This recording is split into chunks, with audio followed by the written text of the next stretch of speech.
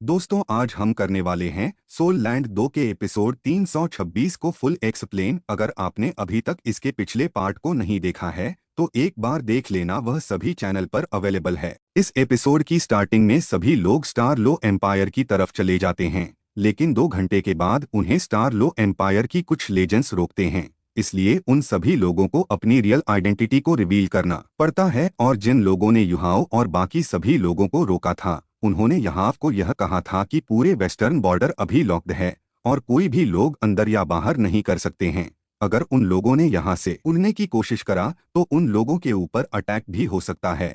इसलिए युहाओं के टीम के पास पैदल डलने के अलावा कोई भी चॉइसेज नहीं था। शाम होने से पहले युहाओं की टीम इंपीरियल रेडिएंट सिटी में पहुंचते हैं, जहां पे युहाओं पहले भी आ चुका था। फिर जो सांची यहाव को पूछता है, लिटिल जूनियर ब्रदर आखिर हम अब क्या करें, क्या हमें सिटी में एंटर करना चाहिए? जिस पर युहाओं कुछ देर के लिए सोचकर कहता है, इस बारे में तो भूल जाओ, अभी फ्रंटलाइन काफी स्ट्रिक्ट और परेशान है और स्टार लो एम्पायर भी काफी ज्यादा ही सेंसिटिव हो चुकी है। अगर क्या होगा अगर उन लोगों ने हमें स्पाइस की तरह ट्रीट करा तो अगर क्या होगा अगर वो लोग हमारे ऊपर इंटेरोगेटर, तो इसलिए क्यों ना हम डायरेक्टली फ्रंट लाइन के तरफ चले। मुझे यह अच्छी तरीके से पता है अभी व्हाइट टाइगर ड्यूक की बेस कहाँ पर है, इसलिए जब हम वहां पर पहुंच जाएंगे तो हम वही रेस्ट करेंगे। जिस पर जू शची भी नोट करते हुए कहता है, तो ठीक है, चलो हम कुछ टाइम के लिए रेस्ट करते हैं और यहाँ से निकलने से पहले कुछ खाते हैं। जिस पर युहाओ भी जू संच की बातों के ऊपर हाँ करता है और वो लोग थोड़ा सा आगे आकर एक नदी में रुकते हैं। नदी को देखने के बाद लड़कों को ज्यादा कुछ भी फर्क नहीं पड़ता है, लेकिन वहां पर रहा हुआ सभी लड़की काफी ज्यादा ही खुश हो गए थे और वह सभी लोग जल्दी से वहां पर जाकर हाथ मुंह धोने लगे थे। वैसे तो यहाँ पे काफी सारी लड़की और काफी कम लड़के थे। इन ऑपरेशन में सिर्फ युहाओ जू ससी जीजुई चैन ही लड़के थे, जबकि उन लड़के में से भी जीजू चन काफी ज्यादा ही मिस्टीरियस था। इसको किसी और से ज्यादा बात करना पसंद नहीं था। उनके अलावा वहां पर 5 लड़कियां थी, जो कि तांग तन येगुई नान कुकुई जियान और जियान नानान है। और अभी टाइम में सूरज वेस्ट में डूबने वाली थी और सूरज की किरण रिफ्लेक्ट होकर लड़कियों के चेहरे में पड़ रही थी, जिसकी वजह से उन लोगों की गाल लाल और गुलाबी हो गई थी। और सच में सभी लड़की इस टाइम में काफी ज्यादा ही खूबसूरत दिखाई दे रही थी। जबकि इस तरफ जूस अंची नानान और ये गुई को देखते हुए युहाओ को कहता है, लिटिल जूनियर ब्रदर क्या तुम यह देख सकते हो कि नान कुई कुई और ये गुई दोनों ही तुमसे प्यार करती है? जसन जी की इस बात को सुनकर युहाओ कुछ मोमेंट्स के लिए हैरान हो गया था। उसने पहले से ही यह तो गेस कर ली किया था कि शायद यज्ञ के पास उसके लिए कुछ फीलिंगलेस नान कुक के बारे में युहाओ ने कुछ भी नहीं सोचा था। वैसे भी पास्ट में नान कुइक युहा को हेट करा करती थी और उसकी एटीट्यूड तभी बदला था जब युहाओ ने उसकी मदर की जान को बचाया था। इसलिए युहाओ को इन चीजों के बारे में ज्यादा कुछ भी पता नहीं था। फिर जू सांची कहता है कि मैं काफी ज्यादा ही एक्सपीरियंस हूँ और मैंने पहले भी इस चीज को एक्सपीरियंस कर चुका हूँ कि जब से तुम यहाँ पे लौटे हो तब से ही इन दोनों लड़की की आंखें तुम्हारे ऊपर ही टिका रहती थी। क्या यह जवाब काफी नहीं है? उससे भी बढ़कर दोनों ही काफी ज्यादा ही शर्माते हैं जब वो दोनों तुम्हें देखते हैं। हालांकि यह गुई नान कुई कुई से भी ज्यादा तुम्हें देखती रहती है, लेकिन फिर भी मुझे यह पता नहीं है कि आखिर तुम में क्या अच्छा है। आखिर क्यों सभी ब्यूटीज मेरे बजाय तुम्हारे ऊपर इंटरेस्टेड होती है? जिसे सुनकर जुई चन एक साइड से कहता है, क्योंकि तुम बदसूरत दिखते हो। जीजू चन की इस बात को सुनकर जू सांसी गुस्से में कहता है, क्या तुम मुझे शर्मिंदा करने की कोशिश कर रहे हो?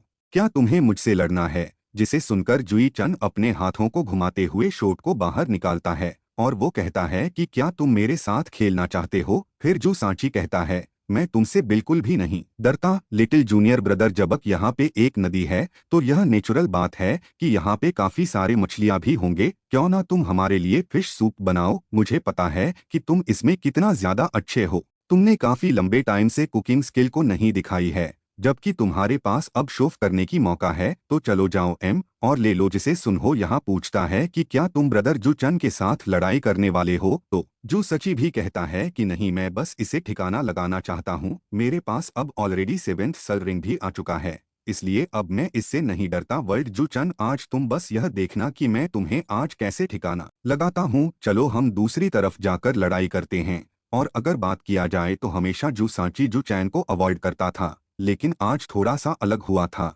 क्योंकि जू सांची ऑलरेडी सॉल्व सेज बन चुका था और गोल्डन टर्टो से भी फ्यूजड हो चुका था। इसलिए भला वो फाइट करने में रेजिस्ट क्यों करता?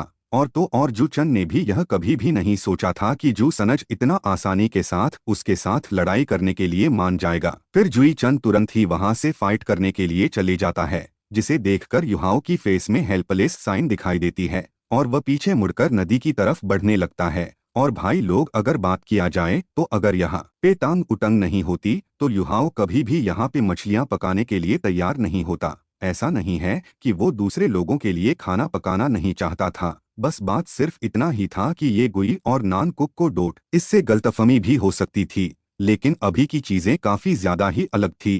टंग उटंग अभी युहाओ के ही आसपास थी, इसीलिए उसे कुकिंग स्किल को दिखाते हुए टंग उटंग को इम्प्रेस करना था। और बात रही ये गुई और नान कुई कुई की, तो जब तक तांग उटंग आसपास रहती है तो उन्हें भी मिसअंडरस्टैंडिंग नहीं होगी कि युहाओ ने उन लोगों के लिए खाना पकाया है। और वह लोग जैसे ही युहाओ नदी के अंदर एंटर करता है, कुछ लड़कियां गुस्से में युहाओ को गाली करने लगते हैं, जबकि नान कुई कहती है कि तुमने यह पानी को गंदा कर दिया। उन लड़कियों की इस बात को सुनकर युहाओ कहता है, तुम सभी लोग ध्यान से देखो, मैं पानी में स्विम कर रहा हूँ। इवन मैंने तो तुम लोगों ने यूज करा हुआ पानी के बारे में भी कोई कंप्लेन नहीं करा था। अगर तुम्हें यह अच्छा नहीं लगा है तो तुम लोग यह मछलियाँ मत खाना जो मैं बाद में पकाने वाला हूँ। जैसे ही युहाओ इन बातों को कहने के लिए शुरू करता है, उसने ऑलरेडी मछलियाँ पकड़ने के लिए शुरू हो गया था। उसे मछलियाँ पकड़ने के लिए किसी भी टूल्स की जरूरत नहीं थी। वह अपने हाथों को जेंटली प्रेस करता है और वो तुरंत ही मछलियाँ को पकड़ लेता है। कुछ ही सेकंड्स में युहाओ ने काफी आसानी के साथ में काफी सारे मछलियाँ को पकड़ लिया था। वो युहाओ ने अभी जो कर रहा था,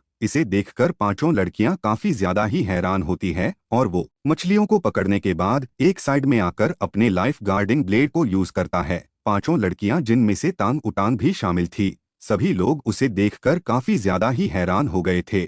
जबकि दूसरी साइड में अभी अभी शुरू हुई थी। जीजू चैन और जू सांसी युहाओ की तरफ थोड़ा सा भी इंटरेस्टेड नहीं थे, जबकि इस तरफ जियांग नानान, जो कि युहाओ के कैपेबिलिटीज के साथ फैमिलियर थी, वो भी युहाओ से अभी अट्रैक्ट हो गई थी। पहले के टाइम के तुलना में अभी यहाव काफी तेज बन चुका था, इसीलिए यहाव तुरंत ही फ्रिज को ग्रिल करने के लिए रेडी होता है। जबकि इस तरफ तांग उटांग एक साइड से युहाओ को ऑब्जर्व करती है और वो इस टाइम में युहाओ को देखकर काफी ज्यादा ही क्यूरियस थी और वो अपने मन में यही सोच रही थी कि क्या वो कुकिंग भी कर लगता है, क्या इसने ग्रिल किया हुआ मछलियाँ डिलीशियस भी होने वाला है। लेकिन वो तो पूरी तरीके से चेफ जैसे दिखाई दे रहा है। मुझे यह तो मत बताना कि यह फेलो कुकिंग करने में भी काफी अच्छा है। क्या सच में यह लड़का सभी चीजें में परफेक्ट है? फिर युहाओ एक स्माइल के साथ कहता है, क्या कोई मेरे लिए पेड़ की ब्रांचेस को ला सकता है? अगर तुम सभी लोग जल्दी करोगे तो हम जल्दी डिनर कर पाएंगे। जिसे सुनकर तांग उटंग काफी ज्यादा हैरान थी,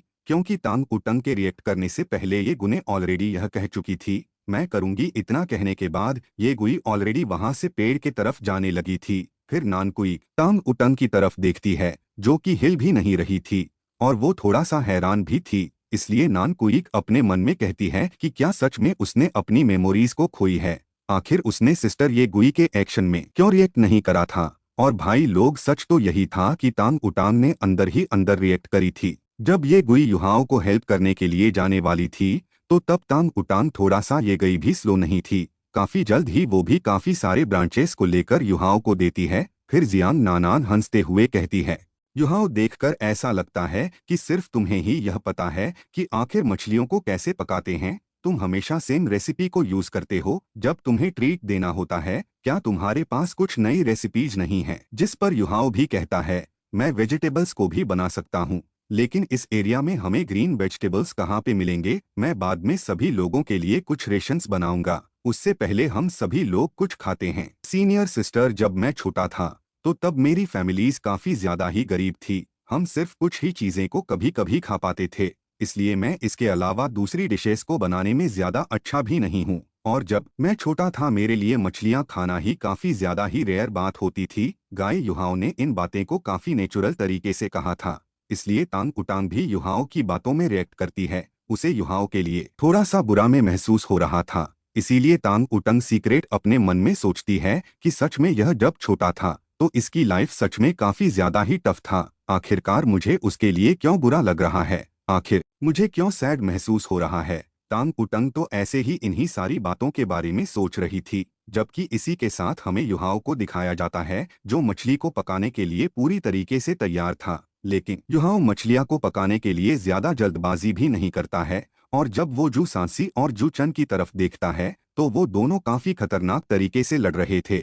और जैसे ही यह मछलियां को पकाने के लिए शुरू करता है तो जीजू चन और जू सांची की बीच की क्लास दोबारा से सुनाई देती है। और वहां पे सच में काफी भयानक तरीके से फाइट हो रही थी। और भाई लोग वैसे अगर बात किया जाए तो इस चीज से जुई चैन को कोई भी फर्क नहीं पड़ता था कि उन दोनों के बीच में रिलेशनशिप कितना ज्यादा गहरा है। उसके लिए फाइट में रिलेशनशिप कभी भी मैटर नहीं करती थी। जब जू चैन एक बारी फाइटिंग स्टेट में एंटर करता है तो अब वो और ज्यादा नहीं रहता था, वो उस टाइम के लिए एक काफी शार्प शॉट बनता था। और भाई लोग इसी के साथ हमारी यह वाला एपिसोड को यहीं पर खत्म करते हैं। मिलते अगले, तब तक के लिए बाय बाय।